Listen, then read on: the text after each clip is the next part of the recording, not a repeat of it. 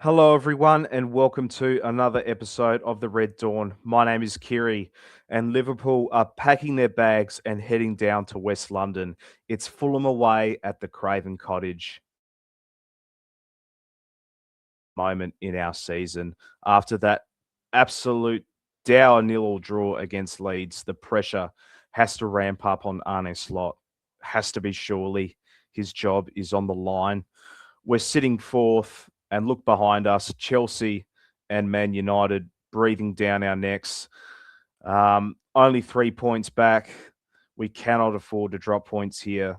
But Fulham, on the other hand, Marco Silva has got them flying. They're unbeaten in four. They're confident, and despite missing some key personnel to AFCON, they will be smelling blood. Let's get into it with team news, my starting 11, and final thoughts on this game. We're currently fourth on 33 points.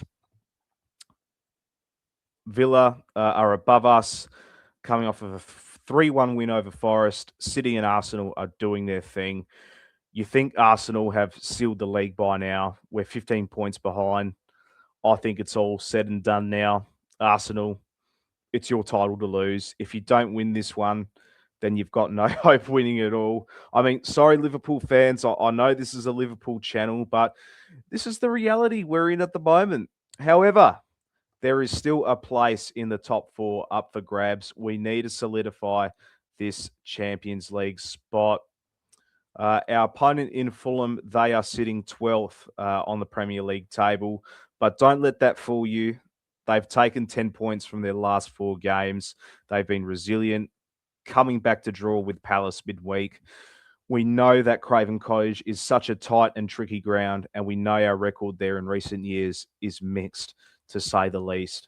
Our recent matchup against Fulham was at Craven Cottage, funnily enough, last season, and it was a 3-2 loss. They love scoring, and it's always a high scoring affair in West London.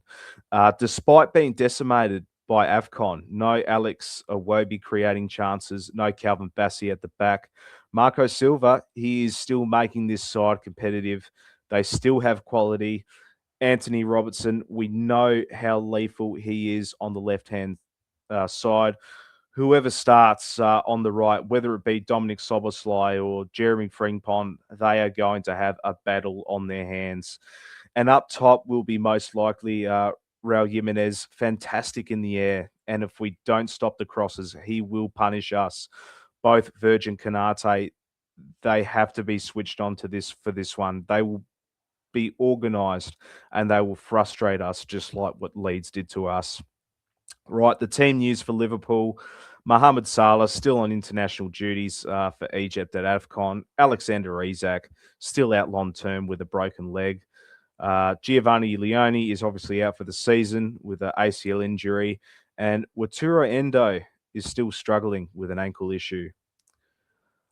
There is a big question mark over Florian Wirtz. Slot mentioned a minor hamstring issue in the presser. Do we risk him or do we save him for Arsenal next week? Cody Gakpo could make his way back into the side. Let's find out in the team selection. Some good news, Joe Gomez is back in training. He might make the bench, which is huge for depth. Maybe a short cameo, who knows? But by all means, let's get into our starting 11 for this one.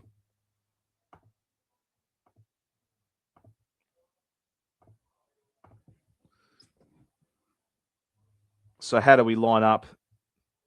This is my starting 11, going back with the 4-2-3-1 formation.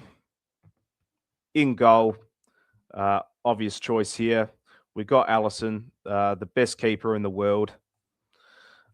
In the centre halves will be Ibrahima Kanate and Virgil van Dijk, as we don't have anyone else in the centre back department, and we need Ibu's pace against Fulham's counter attack.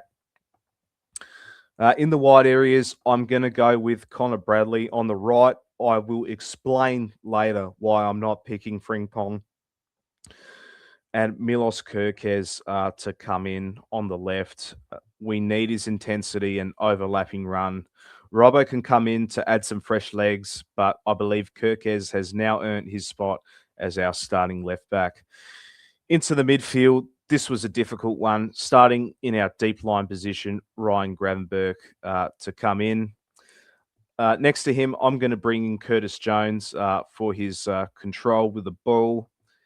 In the 10, I am bringing in Dominic Soboslai. We need his pressing energy to disrupt Fulham's build-up and play. The other option could be to utilise Dom on the right of the attack with Alexis McAllister in the 10. He could come in later in the match, but I believe Dom is the clear choice for this one. The front three on the right-hand side, you know where I'm going with this one. Jeremy Frimpong to be pushed up on the higher end of the pitch as he was against Leeds. On the left, it's going to be Cody Gakpo. I just don't see Florian Wirtz playing in this one. Wrap him in cotton wool and make sure he's right to go for the game against Arsenal later in the week.